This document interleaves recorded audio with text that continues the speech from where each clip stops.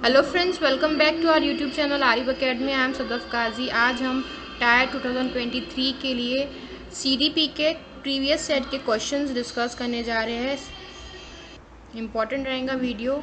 Discussion कैसा लग रहा है आपको कमेंट में कमेंट करके बताइए, कमेंट बॉक्स में।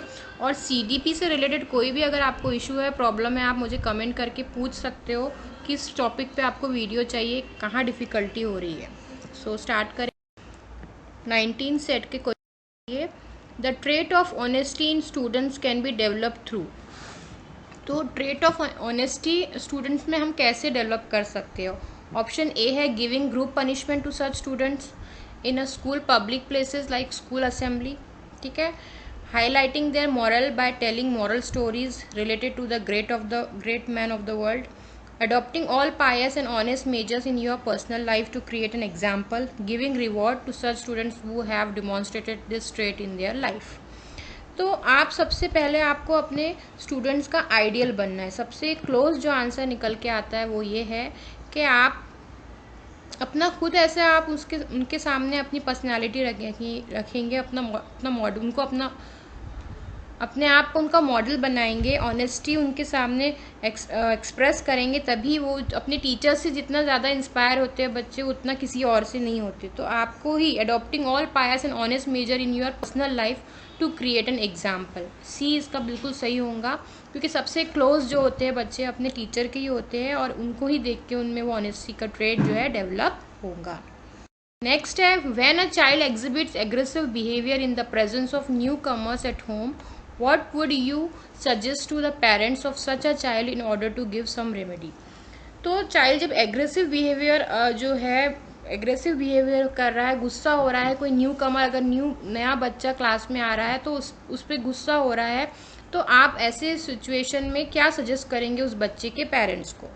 ऑप्शन ए है, the parents have badly neglected the child during his upbringing, therefore they must pay for it. नहीं, ये तो नेगेटिव हो जाएगा। हमको सजेस्ट करना है, मुझे उनको सुझाव देना है। नेक्स्ट है, the parents should attempt to know about their child's basic problem and begin some remedy accordingly. तो ये ऑप्शन हो सकता है। हम आगे के भी ऑप्शन रीड करेंगे। The parents should consult a counsellor. नहीं, हम पेरेंट्स को ही कुछ करना है यहाँ पे। अभी काउंसलर की बात थर्ड पर्सन में चले जाएंगी, पेरेंट्स को ही कुछ हमको रेमेडी बताना है। तो ये वाला काउंसलर वाला ऑप्शन भी रॉन्ग हो जाएगा। दंड वाला, तो ये जो है दंड, अगर पनिशमेंट आ जा रही कहीं वर्ड, तो ये रॉन्ग हो जाएगा। पनिशमेंट है इस ऑप्शन में, तो ये भी रॉन्ग होगा ऑप्शन। सही जो जा रहा है ऑप्शन बी है। Parents should attempt to know about their child basic problem. Parents को चाहिए उसकी बेसिक प्रॉब्लम को समझे और उसको उस अकॉर्डिंग रेमेडी दे। ठीक है। Which of the following is the main characteristics of standardize achievement test? Standardize achievement test में ऑब्जेक्टिविटी भी होना चाहिए, वैलिडिटी भी होना चाहिए, वैलिड भी रहना चाहिए वो, और रियलेबल भी होना चाहिए। तीनों भी जो है, कोई भी आप टेस्ट अगर अचीवमेंट टेस्ट हो या कोई टेस्ट बना रहे हो आप, तो ये तीनों भी जो है कैरेक्टरिस्टिक उस टेस्ट में होना चाहिए। ऑप्शन डी इसका बिल्कुल सही रहेगा, all of the above. Next है, primary responsibility for the teachers adjustment lies with. जो प्राइमरी रिस्पॉन्सिबिलिटी होती है टीचर्स एडजस्टमेंट की, वो किस पे डिपेंड करती है? टीचर पे ही डिपेंड करती है। ऑप्शन सी जो है, टीचर को ही अपने हिमसेल्फ उसको समझना है कैसे एडजस्ट करना है। बच्चे मदद नहीं करेंगे, प्रिंसिपल भी हेल्प नहीं करेंगे, टीचर्स के पेरेंट्स भी उनको हेल्प नहीं करेंगे। अब टीचर है तो उनको खुद ही अपना जो है एडजस्टमेंट करना। नेक्स्ट है, ब्लंटेड इफेक्ट। इससे पहले हमने फ्लैट इफेक्ट देखा था जिसमें नो रिएक्शन होता है, कोई भी हम नो इमोशन जो है एक्सप्रेस करते हैं। ये जो है ब्लंटेड इफेक्ट डिफरेंट है। देख लेते क्या है। Show less feeling than most people too. ज़्यादा से ज़्यादा लोगों के मुकाबले में कम एहसास दिखाएंगे, यानी बहुत कम फीलिंग लोगों को एक्सप्रेस करेंगे अपनी। बिल्कुल अपने आप में रहने वाले लोग जो है वो ब्लंटेड इफेक्ट बताते हैं। Show less symptoms of physiological diseases, ये नहीं होगा ऑप्शन, इसका सही होगा ए ऑप्शन, इसका बिल्कुल सही होगा। Show less feeling than most people too. ठीक है, लोगों को अपने इमोशंस, अपने एहसास वो शेयर नहीं करते, ब्लंटेड इफेक्ट आएगा उसमें। नेक्स्ट है, विच one of the following demonstrate the correct relationship between drive and need? तो ड्राइव और नीड में क्या करेक्शन है? देखिए, कभी भी आपकी जब नीड होती है तभी आप कुछ इनिशिएटिव लेते हो, है ना। ज़रूरत ही सारी चीज़ों का जो है हल, ज़रूरत की ही वजह से सारे इन्वेंशन हुए हैं। तो यहाँ बताना है कि करेक्ट रिलेशनशिप क्या है ड्राइव और नीड में, ठीक है। जब ज़रूरत होगी तभी आप कुछ ड्राइव लोगे, तो कंपेंसेंट्री टू वन अदर, जब भी एक दूसरे के लिए मुआवजा, यानी जब भी ज़रूरत होगी हम कुछ करेंगे या कुछ करने के लिए हमको ज़रूरत होगी, यानी दोनों एक दूसरे के ऊपर जो है डिपेंड है। ए ऑप्शन सही होगा इसका। Same environment imparts different childhood experiences to children with different behaviour traits. Same environment imparts different childhood experiences to children with different behaviors. तो क्या कह रहा है क्वेश्चन? एक ही माहौल बच्चों को मुख्तलिफ बचपन के तजुर्बात को मुख्तलिफ बर्ताव की खुसूसियात से बहरामंद करता है, ठीक है।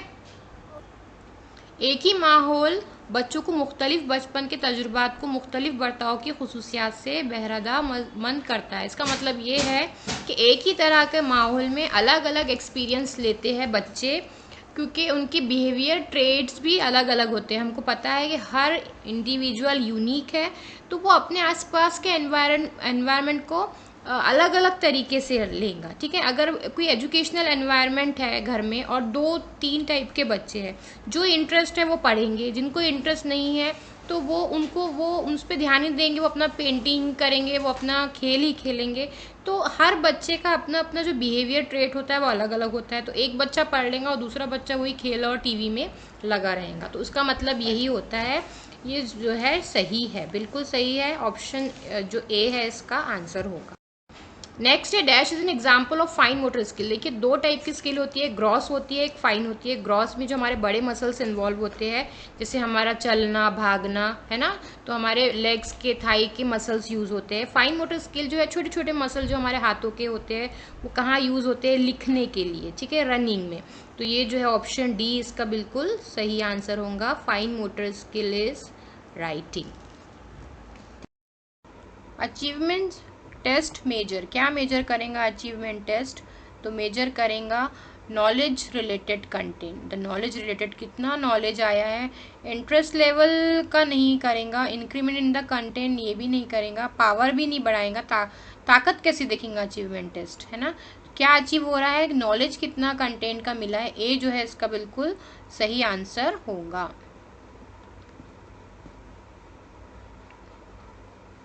नेक्स्ट है dash dash is an active force of the highest order power of good had within us. तो क्या है? हमारे अंदर मौजूद अच्छे जहन की ताकत या आला तरीन दर्जे की मुतारिक ताकत है डैश।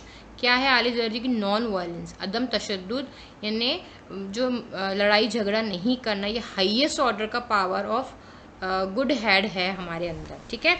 एग्रेशन और वायलेंस कैसे होगा? ये तो बुरी चीज़ें है ना। फ्रस्ट्रेशन और क्यों होगा?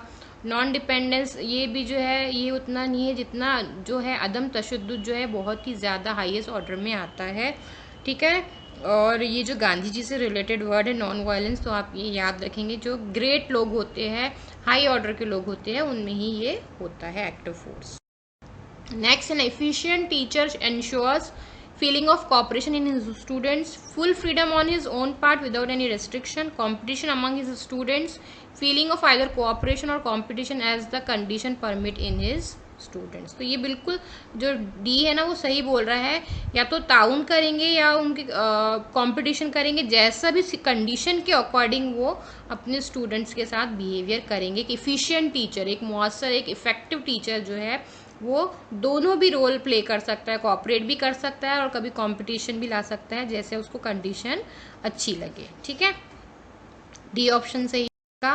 नेक्स्ट है with the frequent use of brain storming method the teacher develops. क्या डेवलप करेगा? इंटेलिजेंस डेवलप करेगा। ब्रेन स्टॉर्मिंग का मेथड ही क्यों यूज होता है? हमारी जहानत को बढ़ाने के लिए यूज होते हैं। तो ब्रेन स्टॉर्मिंग करके टीचर क्या करेगा? इंटेलिजेंस लेवल बढ़ाएगा, ठीक है। तो ब्रेन स्टॉर्मिंग में होता क्या है?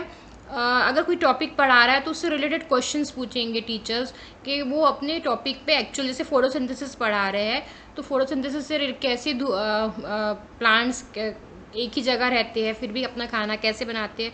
तो बच्चों को सोचने के लिए मजबूर करेंगे, उससे उनकी जहानत में क्या होगा? उनके इंटेलिजेंस में इजाफा होगा, इंक्रीज होंगी। Modern educators agree that knowledge, तो मॉडर्न एजुकेटर्स के अकॉर्डिंग नॉलेज क्या है, नॉलेज क्या है उनके लिए सबसे पहली ज़रूरत है जो है एजुकेशन की। तो सबसे पहली ज़रूरत क्या है, ऑप्शन बी इसका बिल्कुल सही आंसर होगा। इसका मतलब ये है प्राइमरी एंड ऑफ द जो है एकदम प्राइमरी एंड है एजुकेशन का, तालीम की इब्तदाई खात्मा है ये नहीं, खात्मा नहीं है उनके लिए। सबसे प्री रिक्विसाइट उनका सबसे पहला जो प्रेफरेंस जाएगा वो होगा कि एजुकेशन अच्छी हो, एजुकेशन अच्छी हो। देखो अधिक महत्वाचा शैक्षणिक गरजा पूर्ण करण्यासाठी जो एजुकेशन के लिए सबसे ज़्यादा ज़रूरी नीड है उसको पूरा करना ही उनका जो है प्राइम इम्पोर्टेंस वो देंगे एजुकेशन में। ठीक है, तो ये जो है बी ऑप्शन सही है इसका, सी भी नहीं होगा। Is by itself a reasonable guarantee of effective behaviour नहीं, is relatively unimportant in grade school नहीं, ये सब चीज़ें नहीं है उनका। ये बी ही सही होगा कि उनको सबसे पहले जो एजुकेशन की नीड है उसको पूरा करना ही उनकी प्राइम जो है प्रेफरेंस होगा, प्री रिक्विसाइट उनकी ज़रूरत इम्पॉर्टेंट उनका काम होगा। ठीक है, तो ये बी सही है इसका आंसर। नेक्स्ट है which of the following factors is responsible for emotional development of child. तो इमोशनल डेवलपमेंट के लिए सबसे ज़्यादा ज़रूरी क्या है, उनकी मैच्योरिटी और उनकी लर्निंग। ठीक है, सी ऑप्शन उसका सही होगा, मैच्योरिटी अच्छी होना चाहिए। इकोनॉमिक स्टेटस कोई ज़रूरत नहीं है। ठीक है, एनवायरनमेंट एंड इकोलॉजी, इकोलॉजी क्या है, study of human being with their environment, है ना। ऐसी the science which study the human relationship with its environment, पूछा है इकोलॉजी पे भी क्वेश्चन, तो याद रखेंगे कि science which study the relationship between organism and it's environment, human beings and it's environment. तो यहाँ पे मैच्योरिटी और लर्निंग ही सही होगा, पुख्तगी और सीखना ही जो है इमोशनल डेवलपमेंट को बताता है। Which of the following fact does not appear to be correct in terms of motivation, तो कौन सा टर्म सही नहीं है। नॉट पे देखिए क्वेश्चन ध्यान से पढ़ेंगे, बिल्कुल ध्यान से पढ़ेंगे, नॉट है तो उसको हाईलाइट कर लेना। Motivation is the internal state of the individual, हाँ बिल्कुल सही है। The motivated activities are goal oriented, goal होता है तभी हम मोटिवेशन लेते हैं, ये भी सही है। The motivated behaviour is continue till realisation of the goal, ये भी सही है। जब तक कि हमारा गोल नहीं होता तब तक मोटिवेशन बरकरार रहना चाहिए। तो जो नन ऑफ द अबव इसका सही आंसर है क्योंकि सारे ही हाँ हैं। ठीक है, तो नहीं वाला कोई भी नहीं। नेक्स्ट है research suggest that punishment is useful for, punishment क्यों यूजफुल है, temporarily suppressing a response so that another may be substituted, आर्जी तौर पर एक जवाब को दबाना ताकि किसी दूसरे के मुतबादिल बनाया जा सके। यानी पनिशमेंट देके आप वहीं उसको रोक सकते हो, आगे वो ऐसे कुछ काम रिपीट ना करे, उसी टाइम पे ही इनिशियली उसको रोक देना उस चीज़ के लिए पनिशमेंट जो है सही है रिसर्च में। तो ऑप्शन सी इसका सही होगा। नेक्स्ट है respect for social murder commitment to elder the young and needy is, respect for social order commitment to elders the young and needy, तो ये सारे क्या बता रही है, सोशल कॉम्पिटेंस बता रही है, इमोशनल कॉम्पिटेंस बता रही है, कॉग्निटिव कैपेसिटी बता रही है कि इंटरफियरेंस का काराना साद,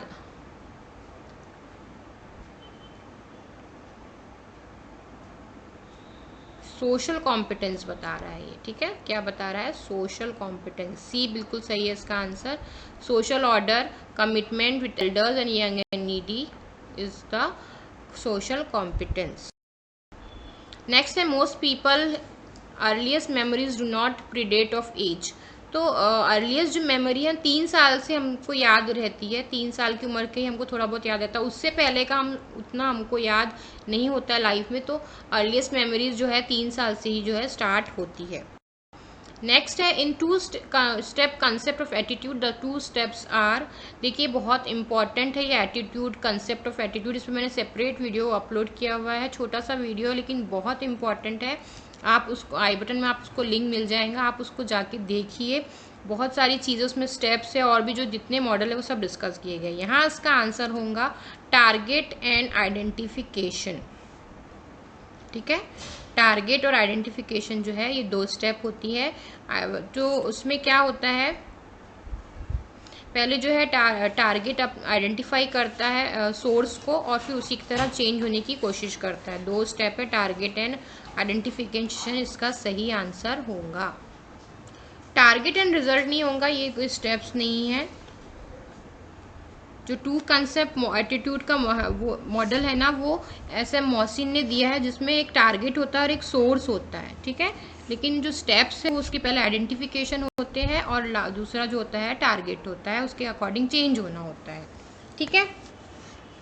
नेक्स्ट क्वेश्चन की तरफ चलते हैं। नेक्स्ट है आपका 18 सेट के क्वेश्चंस भी हम देख लेंगे इसी वीडियो में। If you are interested to eliminate lopsidedness in lecture method, what method would you like to adopt, ठीक है। तो अगर आप लेक्चर के तरीक़ेकार में अदम तनासुब को ख़त्म करने में दिलचस्पी रखते हैं तो आपको कौन सा तरीका अख्तियार करना चाहिए। तो इसमें आपको सही जो है वो है option C, you will add it with demonstration. तो लेक्चर मेथड से सभी बच्चे बोर हो जाते हैं, बहुत ही ट्रेडिशनल मेथड है, पुराना मेथड है। अभी डिमॉन्स्ट्रेट करके जो है, कोई भी अगर आप आयोडीन टेस्ट कर रहे हो स्टार्च के लिए, तो आप प्रैक्टिकली उनको डिमॉन्स्ट्रेट करके बताओगे तो उससे वो जल्दी सीखते हैं। अगर आप टाइप्स ऑफ लीव्स बता रहे हैं कि कितने टाइप्स के होते हैं, तो आप बाहर जाके उनको एक्चुअल एनवायरनमेंट में डिमॉन्स्ट्रेट करके बताएंगे तो वो जो है ज़्यादा इफेक्टिव बनाता है। You will instil humorous feeling, ये बिल्कुल रॉन्ग है। You will change it as highly motivational, ये भी रॉन्ग है। यू विल एक्चुअली दे रहे हैं हम एक टाइप से। You will make it moral factual, तो ये जो भी है ये सारी चीज़ें जो है लेक्चर मेथड में आएंगी। डेमॉन्स्ट्रेशन जो है इसका बिल्कुल सही आंसर होगा। नेक्स्ट है, under which condition the visual aid appears to be more suitable. तो विजुअल एड्स कब सूटेबल हो जाते हैं, व्हेन सब्जेक्ट इज लाइंग, जो जिस चीज़ को आप पढ़ा रहे हो बहुत दूर है, when the subject is having historical importance है, अभी तो हम उसको ला नहीं सकते, तो इस टाइम ऐसी सिचुएशन में आप फोर्ट्स अगर बता रहे हो पुराने किलों के बारे में तो विजुअल एड्स बताएंगे। When the subject is too small to visible, बहुत छोटा है, माइक्रोस्कोपिक है, नहीं दिख सकता है, तो आप उसका विजुअल एड्स बता सकते हो ताकि उसको अच्छे तरीके से, जैसे सेल हो गया तो आप उसका बड़ा विजिबल बताओगे उसको ताकि स्टूडेंट समझ सके। तो ऑल ऑफ द अबव का बिल्कुल सही आंसर होगा D. United Nation Educational Scientific and Cultural Organisation, ठीक है। United Nation Educational Scientific and Cultural Organisation has one of its many promising activities a campaign to provide free education to those who desire universal free compulsory primary education। B option इसका बिल्कुल सही होगा, universal free compulsory primary education, ठीक है।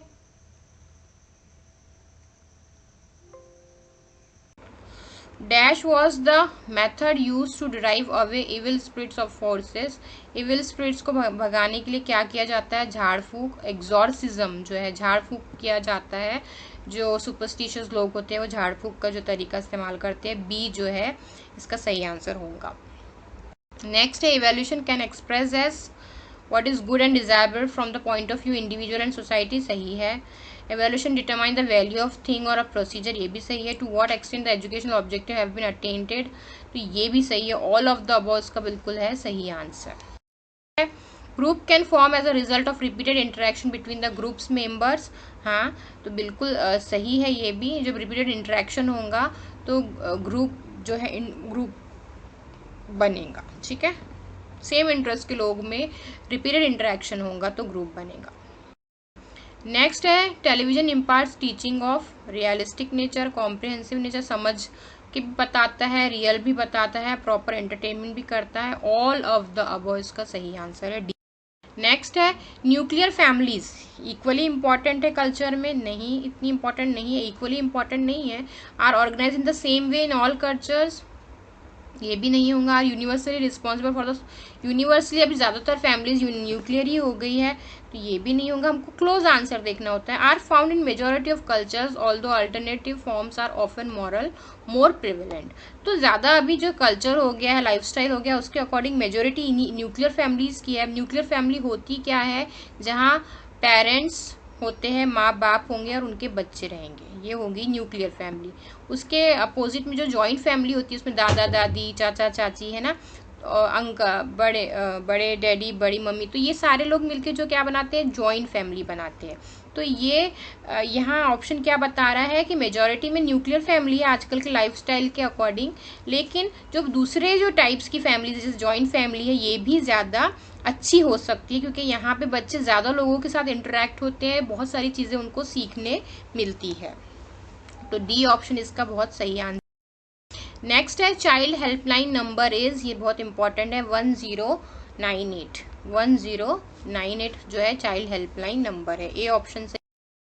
Next है the traditional school relied most heavily on the principle that to be effective learning had to be affectively pleasant, exercise repeatedly, meaningful और related in time and place to previous learning. तो ये सब चीज़ों के बारे में तो ट्रेडिशनल स्कूल सोचती ही नहीं है ना, कि पुरानी चीज़ों से कनेक्ट करो या मीनिंगफुल बनाओ या अफेक्टिव प्लीजेंट बनाओ। वो तो सिर्फ क्या कराते हैं, एक्सरसाइज रिपीटेडली, रटाते हैं, चीज़ों को रटवाते हैं। तो ये जो है बी है इसका, जो है उनकी पुरानी स्कूलों के अकॉर्डिंग इफेक्टिव होता है मेथड। नेक्स्ट है identification can result in dash और conforming to the expectation of admire person. Modelling जो है इसका सही आंसर होगा। आइडेंटिफिकेशन करके कोई अगर अच्छी लग रही है पर्सनालिटी, टीचर की होगी या कोई सेलिब्रिटी की होगी, तो उसको आइडेंटिफाई करके फिर क्या करते हैं, मॉडलिंग करते हो, उसकी तरह बिहेव करने की कोशिश करते हैं। सी ऑप्शन बिल्कुल सही होगा। नेक्स्ट है if a child is creative it is a sign of his creativity. Creative है तो क्या बताएगा, क्रिएटिविटी बताएगा। सी है। नेक्स्ट है the teachers responsibility with regard to standards is to set up standards for the members, help children to set standards for themselves individually. Independent बनाना है बच्चों को, ठीक है, क्या है, अपने स्टैंडर्ड्स वो खुद इंडिपेंडेंटली बनाए, कलेक्टिवली बनाए। बी ऑप्शन इसका बिल्कुल सही होगा। एनफोर्स तो करना ही नहीं है, ठीक है,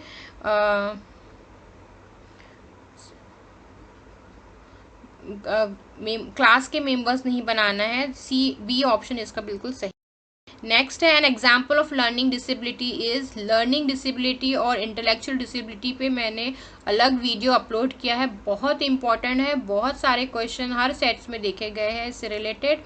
सेरेब्रल पाल्सी जो है वो आपकी इंटेलेक्चुअल डिसेबिलिटी है, तो ये आंसर नहीं होगा। यहाँ लर्निंग पूछ रहा है। एएसडी ऑटिज्म स्पेक्ट्रम डिसऑर्डर, ये भी बहुत बड़ा एक अम्ब्रेला टर्म है, बहुत सारे डिसऑर्डर आते हैं, ये भी नहीं है यहाँ पे, क्योंकि ये इंटेलेक्चुअल डिसेबिलिटी है। ADHD attention deficit hyper active disorder, ये भी जो है इंटेलेक्चुअल है। डिसलेक्सिया जो है एक लर्निंग से, पढ़ने में जो तकलीफ होती है उससे रिलेटेड ये एक डिसऑर्डर है, लर्निंग डिसेबिलिटी है। सी ऑप्शन इसका सही होगा।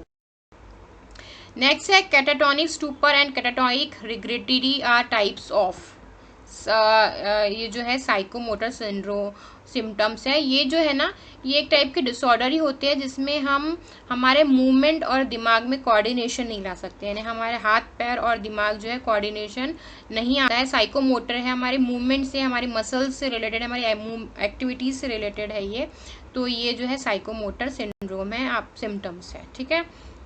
नेक्स्ट है आप the direct proportion of the child socialization process is social development, mental development, motor development, all of the above। तो child socialization process is social development होगा ना, direct proportion of social development. Next है आपका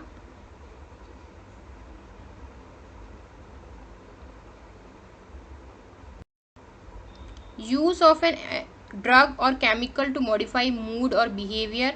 drug use कर रहे हैं behaviour और को, मूड को मॉडिफाई करने के लिए। रिजल्ट्स इन इम्पेयरमेंट ऑफ, किस इम्पेयरमेंट के लिए यूज किया जाता है, ड्रग एब्यूज, ठीक है, ड्रग एब्यूज इम्पेयरमेंट के लिए जो है ड्रग को केमिकली जो है वो दिया जाता है मूड वगैरह चेंज करने के लिए। नेक्स्ट है the theory which says intelligence is a similar set of abilities. Similar set की एबिलिटीज है यूनिफैक्टर थियरी, जो बाइनेट ने, अल्फ्रेड बाइनेट ने दी थी, तो वन फैक्टर भी बोलते हैं, बाइनेट की ने दी थी ये theory.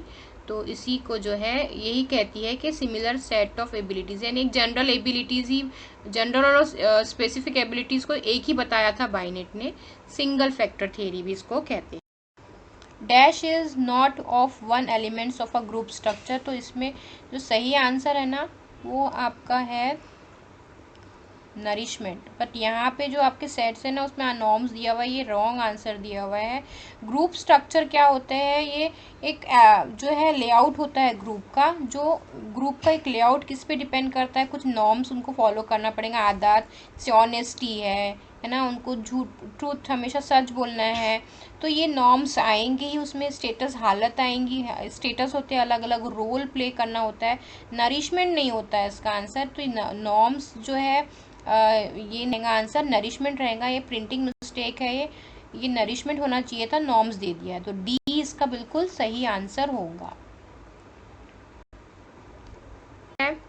A child is born a drug addict then if, क्यों जो है चाइल्ड ड्रग एडिक्ट पैदा होता है, क्योंकि उसका जो सिंपल सा रीज़न है, अगर उसकी मदर एडिक्टेड है ना तो ही वो ड्रग एडिक्ट पैदा होगा, क्योंकि बचपन में तो बच्चा कोई चीज़ का एडिक्शन नहीं होता है ना, उसको छोटा होता है वो, तो मदर से ही रिलेटेड होगा कोई option. Drug use by mother, हाँ ए ऑप्शन ही सही है, पास into the child blood stream, इसकी वजह से ही उसको एडिक्शन की, उसकी माँ जब फीडिंग करती है तो उसके ब्लड में भी वही चीज़ें जाती है, इसकी वजह से उसको एडिक्शन पैदा होता है। इनहेरिटेड नहीं होगा, बाय मदर ट्रीट डिफेक्ट ये भी नहीं होगा, नन ऑफ द अबव भी नहीं होगा, ए ऑप्शन बिल्कुल सही है।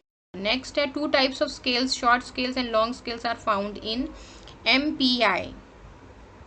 MPI Minnesota personality inventory, multiphasic Minnesota personality inventory, ये जो है पर्सनैलिटी को जो टेस्ट जो आते हैं ना प्रोजेक्टिव टेक्निक्स, उसी में ये टेस्ट भी आते हैं, एमपीआई एमएमपीआई, आप इसके फुल फॉर्म याद रखोगे, ठीक है, इंपॉर्टेंट है। यहाँ उसका सही आंसर है short scales and long scales are option A, MPI में ही यूज होती है, ठीक है। Give me a child I can develop him as I like, है ना, मुझे 1 दर्जन बच्चे दो, मैं उसको अपने अकॉर्डिंग इंजीनियर बना सकता हूँ, डॉक्टर बना सकता हूँ, चोर बना सकता हूँ, ये किसने कहा था, वॉटसन ने कहा था, है ना, और ये एनवायरनमेंट से रिलेटेड है, ए ऑप्शन इसका सही है, जैसा एनवायरनमेंट देंगे आप बच्चों को वो वैसा ही बनेंगे। The store house of repress forgotten subliminally perceived, जो फॉरगॉटन है वो हमारे पर्सनल अनकॉन्शियस में रहती है, रिप्रेस कर देते हैं, हम उसको भूलना चाहते हैं, हम उसको याद नहीं रखना, हमें पता है वो है लेकिन हम उसको भूलना चाहते हैं, रिप्रेस कर देते हैं, भूलने की कोशिश करते हैं, वो हमारे पर्सनल अनकॉन्शियस का ही हिस्सा है। नेक्स्ट है historically the basic factor involve in the promotion of people in the conventional school was, जो बेसिक फैक्टर होता है पुरानी स्कूलों में क्या होता है, एकेडमिक अचीवमेंट, उस पर ही वो लोग ज़्यादा ध्यान देते हैं कि एकेडमिक का अचीवमेंट हो, ठीक है, intelligence, chronological age, social maturity, ये सब चीज़ों के बारे में वो नहीं सोचते। नेक्स्ट है the teacher has been glorified by the phrase friend, philosopher and guide, he has to play all this vital role in the context of society, transfuses the high values of humanity into young ones sitting in the classroom, ये बहुत ज़रूरी है, classroom में teacher ही होता है बच्चों के साथ, इसलिए वो फ्रेंड भी बन जाता है, कभी फिलोसोफर भी बन जाता है, कभी उनका गाइड भी बन जाता है, तो ये तीनों भी रोल वो प्ले करता है, बी ऑप्शन इसका बिल्कुल सही आंसर है। पैट्रियोटिक सेवियर नहीं होता है वो नेशन का, ठीक है, वॉर नहीं कर रहा है वो जाके, सोल्जर नहीं है वो, he has to play all this vital role in context of society, के लिए ये नहीं पता है, वो बच्चों में बिहेवियर चेंजेस लाने के लिए, उनको कुछ नई चीज़ें सिखाने के लिए, तो ये क्लासरूम में ही होगा, तो बी इसका सही आंसर होगा। नेक्स्ट है it has been seen that students lose much of their learning during summer vacation, which one of the following shows the least depression over the summer months, arithmetic competition, तो क्या चीज़ें वो सबसे ज़्यादा भूल जाते हैं समर में, वेकेशन में जाके उन वो सारी चीज़ें भूल जाते हैं ना, तो पीछे आ जाते हैं, उनकी लर्निंग की स्पीड कम हो जाती है, सबसे ज़्यादा कम क्या होता है, अरिथमेटिक रीजनिंग, ठीक है, अरिथमेटिक रियाजी मैथ्स जो है ना, उनकी वो रीजनिंग करने की जो पावर है वो जो है वो कम हो जाता है। What would you assume when you perceive an isolated child in your class, एक आपको अलग सा बैठा हुआ बच्चा दिख रहा है तो आप क्या सोचोगे, he has inadequate सोशलाइजेशन, उसकी माशराती जो सलाहियत है वो कम है, यानी वो सोशल नहीं है, उसको बातचीत करने की ज़्यादा आदत नहीं है। ये नहीं सोचेंगे कि वो डेलिक्वेंट है या कोई क्राइम में इन्वॉल्व है, डे ड्रीमिंग कर रहा है, ये भी नहीं सोचेंगे। आप कुछ नेगेटिव नहीं सोचोगे उसके बारे में, ये सोचोगे कि उसको सोशलाइजेशन में या उसको घुलने मिलने में लोगों में प्रॉब्लम है। ठीक है, 20 का सही आंसर होगा। फ्रस्ट्रेशन या कॉन्फ्लिक्ट्स ये भी नहीं है, 20 का सही होगा। तो ये सेट 18 और 19 के क्वेश्चन थे। डिस्कशन अच्छा लगा है तो कमेंट्स करके बताइए। कुछ भी रिलेटेड प्रॉब्लम आ रही है आपको सीडीपी से, साइकोलॉजी से, तो आप मुझे कमेंट करके बताइए। कौन से सब्जेक्ट में आपको हेल्प चाहिए, वीडियोस चाहिए, आप कमेंट करके मुझे बता सकते हो। अगर अभी भी आपने चैनल को सब्सक्राइब नहीं किया है तो सब्सक्राइब कीजिए, शेयर कीजिए और लाइक करना बिल्कुल मत भूलिए वीडियोज़ को। Thanks for watching.